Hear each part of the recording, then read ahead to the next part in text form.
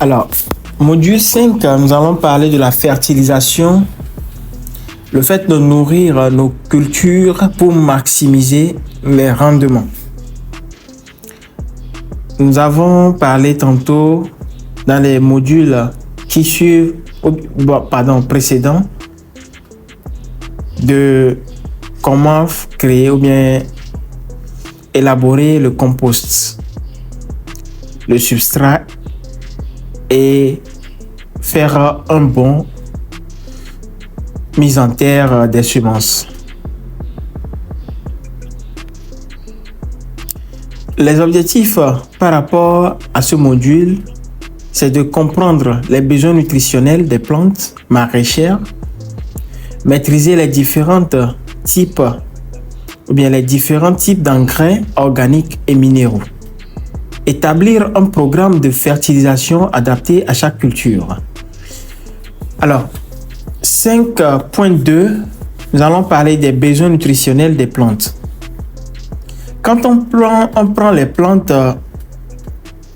par besoin, il y a 3 besoins de base qu'on appelle généralement le NPK par symbole. Le NPK, c'est l'azote, le phosphore et le potassium. Effectivement qu'il y a d'autres besoins tels que le calcium et le magnésium. Alors, l'azote qui a pour symbole N permet la croissance du feuillage et des tiges. Ça, c'est le rôle de l'azote. Et quand il arrive que l'azote manque dans une plante, vous allez voir des jaunissements des feuilles. Donc, toutes les plantes, bien que ce soit des plantes, que ce soit d'abord des cultures, des légumes et tout ça, que vous faites dans votre entourage, quand vous voyez que les feuilles commencent par jaunir, il faut savoir qu'il y a manque d'azote. Alors, le phosphore permet le développement des racines et des fleurs.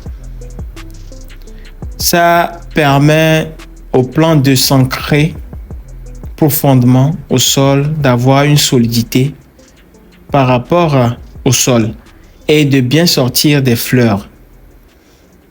Et des fleurs qui donneront plus tard des fruits et des fruits bien sains. Alors, nous allons voir des plantes ou bien des feuilles de ces plantes-là qui jaunissent ou bien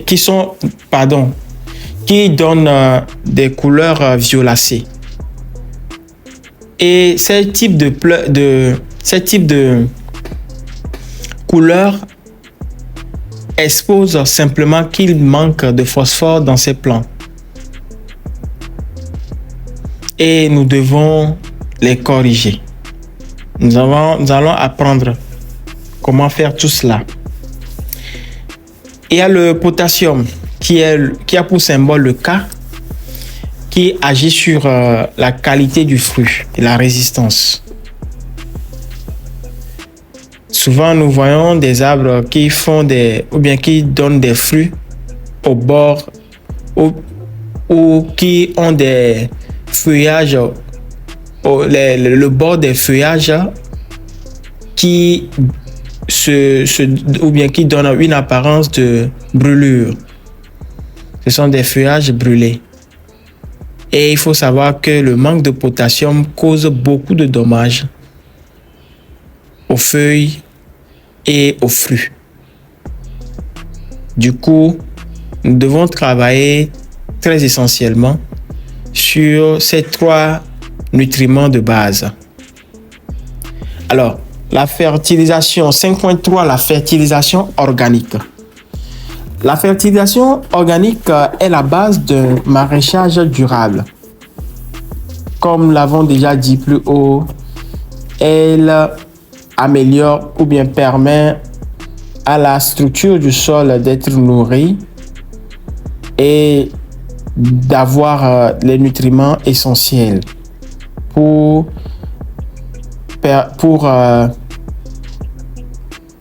permettre aux plantes ou bien aux légumes plantés de bien grandir. Nous avons parlé tantôt avant du fumier animal, les types de fumier à utiliser, que ce soit le fumier des bovins, des ovins, des caprins, des volailles, ce qui permet un amendement organique. Et c'est le plus utilisé surtout chez nous, ici en Afrique, où ce n'est pas tout le monde qui a accès aux fumier ou bien aux engrais chimiques.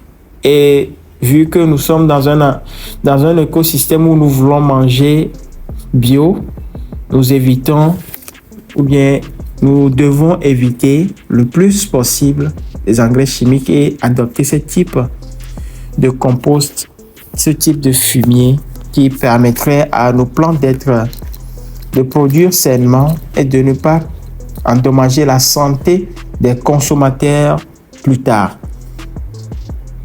Alors, la dose d'application, c'est d'appliquer 10 à 20 kg par mètre carré incorporé au sol avant plantation.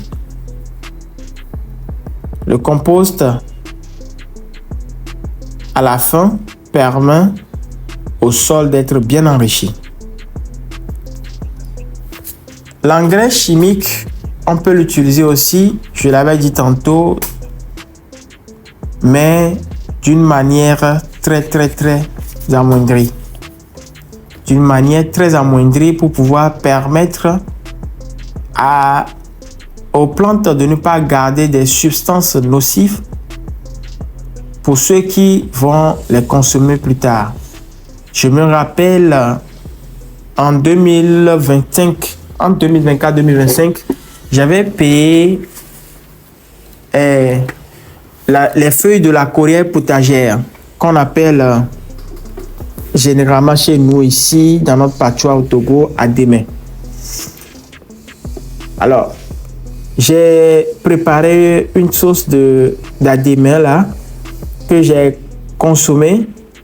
Après consommation, j'ai fait une diarrhée pas possible.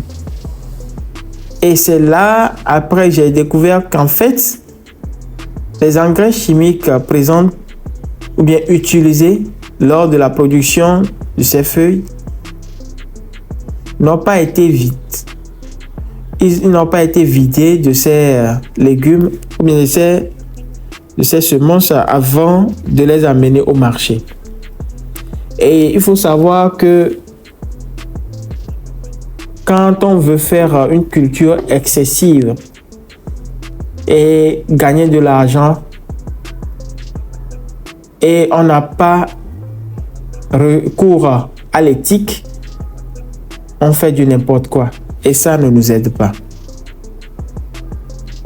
Du coup, faisons diligence de pouvoir faire des productions